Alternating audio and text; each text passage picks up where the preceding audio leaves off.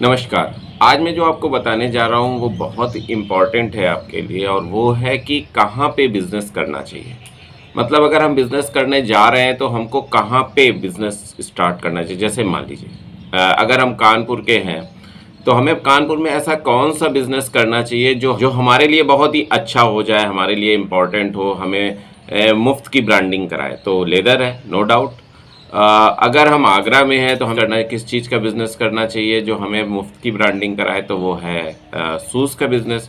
क्योंकि अगर आप बड़ा बिज़नेस करना चाहते हो, अगर आप बड़े होलसेलर बनना चाहते हो, तो आपको ये बातें बहुत ध्यान रखनी चाहिए कि किस चीज़ से आपकी ब्रांडिंग मुफ़्त में हो रही है। जैसे मान लीजिए आप कहीं भी जाते हो, बम्बई जाते हो और ये बोलते हो सर मैं आगरा से आया हूँ और मेरा लेदर के शूज़ का काम है, तो क्या होगा पता है? ऑटोमेटिक आपकी ब्रांडिंग हो जाएगी। Oh my God! Agra Agra से अगर पेठे का काम कर रहे हो और अगर आप मुंबई जाते हो या पुणे जाते हो, कहीं भी बड़े शहर में जाते हो और आप बताते हो कि सर मैं आगरा से हूँ और पेठे का काम करता हूँ, तो अपने आप आपकी ब्रांडिंग हो जाती है। आपको ज़्यादा पैसे खर्चा करने की ज़रूरत नहीं होती है अपने आप, क्योंकि लोगों के दिमाग में वो ब्रांडिंग बसी हुई है। जैसे आप अलीगढ़ से हो और आप ताले का काम करोगे और अब आप पूरे इंडिया में अपने ताले बेचने की बात कहोगे और जाओगे किसी से बात करने, तो अपने आप ब्रांडिंग होगी। तो ये बहुत इम्पोर्टेंट है कि जिस जिस सिटी पे हो और उस सिटी का मेन चीज़ को आप पकड़ो और उसका पैन इंडिया में अगर आप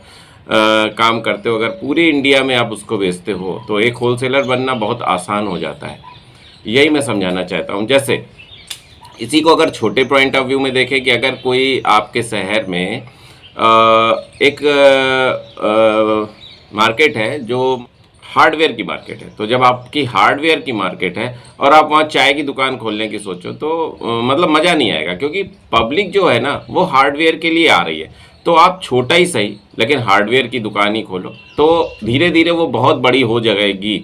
ये बात ध्यान रखती है। जैसे मान लीजिए आप आगरा में हो और आपको शूज़ के बराबर पैसे नहीं हैं, आप अभी इतना बड़ा कोई ब्रांड नहीं खोल सकते हो या इतनी बड़ी कोई मार्केटिंग नहीं कर सकते हो, तो क्या करोगे?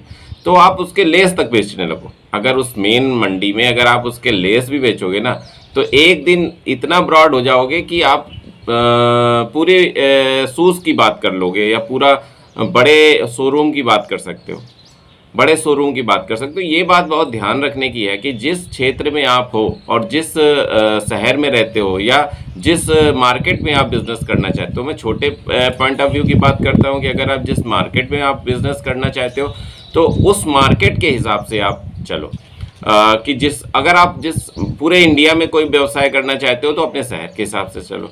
तो उससे फ्री में आपका एक रेपो बन जाती है। जैसे मान लीजिए मैं कहीं गया और मैंने कहा कि सर मैं कानपुर से हूँ, वहाँ लेदर का बहुत अच्छा काम है और मैं लेदर की जैकेट बेचता हूँ या लेदर की पर्स बेचता हूँ या लेदर की बेल्ट बेचता हूँ, तो अपने आप लोग बिलीव करेंगे कि नहीं, ये ओरिजिनल माल देगा, ये सबसे सस्ता माल देगा, ये सबसे अच्छा माल देगा। क्यों? क्योंकि कानपुर इसी के लिए प्रसिद्ध है। अगर मैं बात करूँ फिरोजाबाद की और मैं चूड़ियों का व्यवसाय सोचूं, तो वो अपने आप हो जाता है कि नहीं यार, ये चीज़ सही देगा, ये इसका चूड़ी का काम अच्छा होगा। क्यों? क्योंकि फिरोजाबाद से आया, तो ये एक बहुत बड़ा होलसेलर हो जाएगा।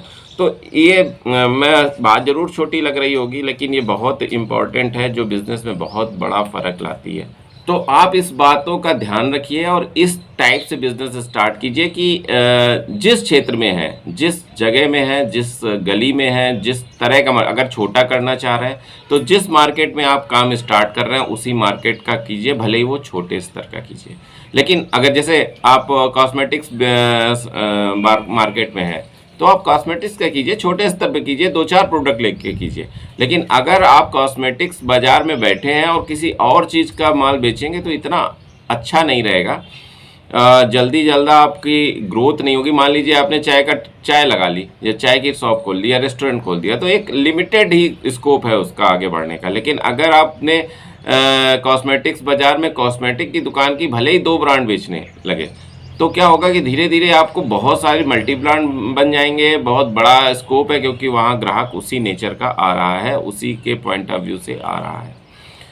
इसीलिए और जब पूरे इंडिया की बात करें, तो जिस क्षेत्र में आप हैं पहले उस क्षेत्र की हाई फाई चीज़ को पहचानो कि क्या है, कौन सा ऐसी चीज़ है जो आपके क्षेत्र की जिसको पूरे दुनिया में या पूरे देश में उस नाम से आपके शहर के नाम को जाना जाता है।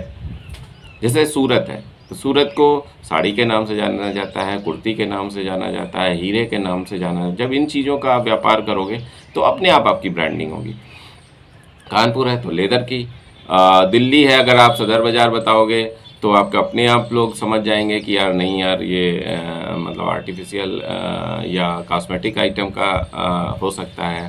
अगर आप यहीं पे जो भी आप जिस भी जैसे कलकत्ता से हैं तो आप कलकत्ता बताओगे तो वहाँ तो मल्टीपल काम है। इस टाइप से आप पहले काम समझो कि कौन सा काम आपके लिए अच्छा है, कौन सा काम आपके क्षेत्र का है, और उसको जब आप पैन इंडिया में ले जाओगे तो आसान रहेगा बहुत ही। ये बिज़नेस स्टार्ट करने के लिए ये चीज़ें बहुत ज़रूरी हैं, ये चीज़ बहुत समझनी चाहिए कि जब आप कोई बिज़नेस स्टार्ट कर रहे हो तो किस चीज़ का बिज़नेस स्टार्ट करो, क्या ऐसा करो जो आपको मतलब आसानी से आप ग्रो हो सको। तो ये सब चीज़ें हैं जो आपको सोचनी चाहिए, समझनी चाहिए। जब आप इन चीज़ों को समझेंगे, सोचेंगे, तो आपका जो बिज़नेस है ना वो अपने आप ग्रो होगा, अपने आप बड़ा होगा। क्यों? क्योंकि साथ में आपकी ब्रांडिंग लगी होगी। इस चीज़ों का असर बहुत होता है, मार्केट में इन चीज़ों का असर बहुत होता है, इतना ही कहना था। मुझे लगता है कि आपको ये वीडियो अच्छा लगा होगा। अगले वीडियो तक मैं आपसे विदा चाहता हूँ। नमस्कार।